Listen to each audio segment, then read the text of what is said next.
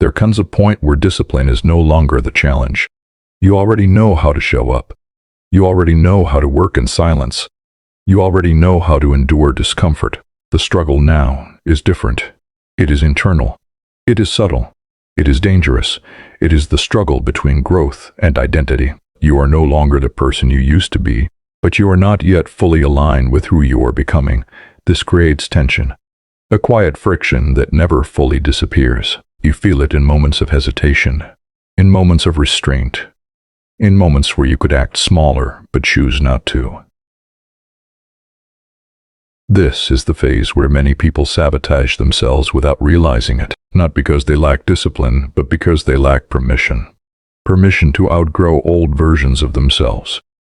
Permission to let go of identities that once kept them safe. Permission to accept that becoming stronger sometimes means becoming unfamiliar. The mind resists this transition. It asks questions like, who will I be if I stop struggling? What will drive me if pain is no longer my fuel? Will people still recognize me if I stop playing the role they expect? These questions are uncomfortable because they force honesty. Pain can be motivating, but it can also become an identity. When struggle lasts long enough, it becomes familiar. It becomes predictable. It becomes part of how you see yourself. Letting go of it feels like loss, even when it no longer serves you. This is why growth can feel lonely again. You are not losing people. You are losing alignment with past versions of yourself. Old patterns fall away. Old coping mechanisms lose relevance. Old excuses no longer make sense. What replaces them is responsibility at a higher level. You are no longer responsible just for survival. You are responsible for precision, for mastery, for intentional living. This is where standards must evolve. Standards that once felt impressive are now basic. What once required effort now feels expected. This is progress, but it can feel empty if you do not raise the bar. Many people plateau here. They live off past growth. They rely on discipline. They built earlier, but stop refining it. They stop sharpening their mindset. They stop challenging their limits. Growth demands renewal. Renewal requires humility. You must be willing to admit that the version of you that survived is not the version that will thrive. Survival builds strength. Thriving requires refinement. Refinement is uncomfortable because it exposes inefficiencies. It demands patience. It demands attention to detail. It removes excuses that once were. At this level, mistakes are smaller but more costly. Complacency is subtle but destructive. Distraction feels harmless but accumulates damage. This is where mastery becomes the focus. Mastery is not about doing more. It is about doing less with greater intention. It is about precision in habits, clarity in thinking, and restraint in behavior. You begin to see how much energy was wasted before. On distraction, on emotional reactions, on proving yourself, on unnecessary battles. Now, energy becomes sacred. You guard it carefully. You choose when to engage and when to withdraw. You stop reacting to everything. You stop responding to noise. Silence becomes strategic. In silence, you can hear your own standards clearly. You can assess your alignment honestly. You can feel when something is off before it becomes a problem. This awareness changes how you live. You no longer rush decisions. You no longer chase urgency. You no longer mistake activity for progress. You move deliberately. Deliberate action builds power. Power is not dominance. It is control. Control over attention. Control over behavior. Control over emotional responses. This level of control is rare because it requires internal authority. Internal authority means you trust your judgment. You do not outsource decisions to emotions or opinions. You consult reality.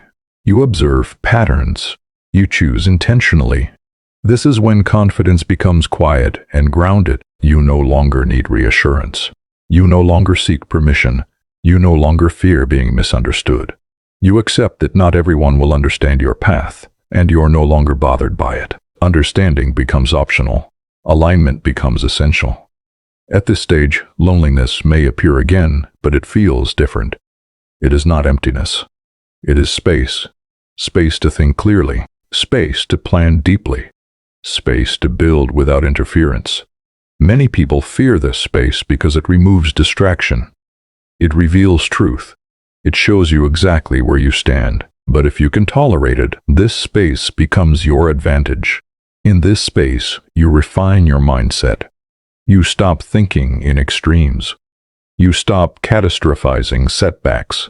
You stop inflating successes. You see reality clearly. Clear perception is power. You stop lying to yourself. You stop exaggerating effort. You stop minimizing potential. You become honest about what is required to reach the next level. This honesty is demanding. It requires sacrifice that no one will applaud. It requires saying no to things that feel good but lead nowhere. It requires saying yes to work that feels boring but compounds. This is where many people fall behind again. They want outcomes without monotony, growth without repetition, success without structure. But mastery is repetition refined. You embrace routine, not because it is exciting, but because it is effective. You understand that freedom is built on structure. Structure creates momentum. Momentum creates confidence. Confidence creates momentum again. The cycle becomes self-sustaining. Your identity shifts. You stop seeing yourself as someone who is trying. You see yourself as someone who does, someone who executes, someone who finishes. This identity is earned, not claimed. It shows in how you move through difficulty, how you handle delays, how you respond to setbacks, calmly, adjusting, continuing. You do not dramatize obstacles. You solve them. Problem solving replaces complaining. Execution replaces intention. Results follow quietly. Others may notice changes, but they will not understand the depth of the work behind them. That is fine. You are not building for understanding. You are building for longevity. Longevity requires patience. You stop chasing fast wins. You stop risking stability for excitement. You build foundations strong enough to carry pressure. Pressure is inevitable at higher levels. This is why preparation matters. When pressure comes, you do not panic. You do not collapse. You rely on systems, on habits, on discipline already in place. This is true confidence, not believing everything will go perfectly, but knowing you can handle whatever happens. As time passes, the need to prove yourself disappears entirely.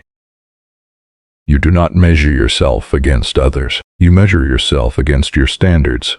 Standards continue to rise, not out of dissatisfaction, but out of respect for your potential. You understand that becoming exceptional is not about achievement. It is about maintenance, maintaining discipline, maintaining focus, maintaining integrity. Integrity becomes non-negotiable. You do what you said you would do, especially when it is inconvenient, especially when no one is watching, especially when quitting would be easy. This consistency becomes your reputation, even if no one knows your name. Quiet success is not accidental. It is intentional restraint practiced daily. Eventually, you reach a calm certainty. You know who you are. You know what you value. You know what you are building. You no longer feel rushed. You no longer feel lost. You no longer feel the need to explain. You move forward steadily. The struggle did not disappear. It evolved. Silence did not leave. It became clarity. Loneliness did not weaken you. It refined you. Discipline did not limit you. It freed you. Inner strength did not arrive suddenly. It accumulated. This is the result of choosing growth repeatedly when no one was watching.